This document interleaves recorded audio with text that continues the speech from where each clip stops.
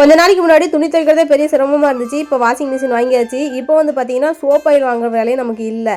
வீட்டிலே வந்து பார்த்தீங்கன்னா சோப் ஆயில் ரெடி பண்ணிட்டேன். கிட்டத்தட்ட ஒரு 10 லிட்டர் போல் சோப் ஆயில், கம்ஃபோர்ட்டு, அதுக்கப்புறம் லிக்விடு, ஹார்பிக்கு, டைல்ஸ் கிளீனர் எல்லாமே ரெடி பண்ணிட்டோமா.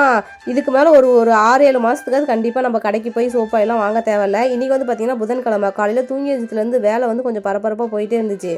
நம்ம ஊர் பல்பாக்கி அம்மன் கோயிலில் வந்து பார்த்தீங்கன்னா பண்டிகை போட்டிருக்காங்க. அதனால் வீடு கொஞ்சம் க்ளீன் பண்ணலான்னு சொல்லிட்டு காலைல தூங்கி வச்சோன்னே பெட்ஷீட்லாம் வந்து வாஷிங் மிஷினில் போட்டுட்டு வீடெலாம் பார்த்தீங்கன்னா மாப் போட்டாச்சு. நேற்று சந்தைக்கு போயிட்டு வந்திருந்தால அப்போ வந்து பார்த்தீங்கன்னா பனையார் கல் ஒன்று வாங்கிட்டு வந்திருந்தேன்.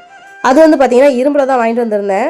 நமக்கு தான் புதுசாக ஏதாவது வாங்கிட்டு வந்துட்டு அன்னன்னைக்கு அதை யூஸ் பண்ணி பார்க்கணுன்னு ஒரு ஆசை வந்துடும்ல. அதே மாதிரி இன்றைக்கி வந்து அந்த பனையார்களில் வந்து சுட்டு பார்த்தலான்னு சொல்லிட்டு காலையிலேயே வந்து பார்த்தீங்கன்னா இட்லிக்கு சுட்ட மாவு வந்து பனையாரமாக ரெடி பண்ணலான்னு சொல்லிட்டு வெங்காயம் எல்லாம் போட்டு தாளிச்சாச்சு.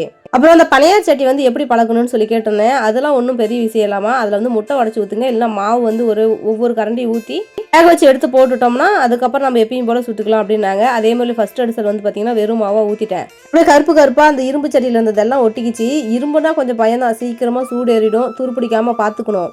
ஆனால் பனையார்கள் இல்லாமல் ரொம்ப கஷ்டமாயிருச்சுங்க. ஃபர்ஸ்ட்லாம் பனையார்கள் அப்படின்னாவே கல் தான். அப்புறம் இப்போலாம் வந்து பார்த்தீங்கன்னா ஈயம் வந்துருச்சு, இரும்பு வந்துருச்சு. ஈயம் வந்து அதிகமாக யூஸ் பண்ணக்கூடாது, அலுமினியம் அதிகமாக யூஸ் பண்ணக்கூடாது. அதனால சரி அப்படின்ட்டு இரும்புலே வாங்கிட்டேன். யூஸ் பண்ண நல்லா தான் இருக்கு.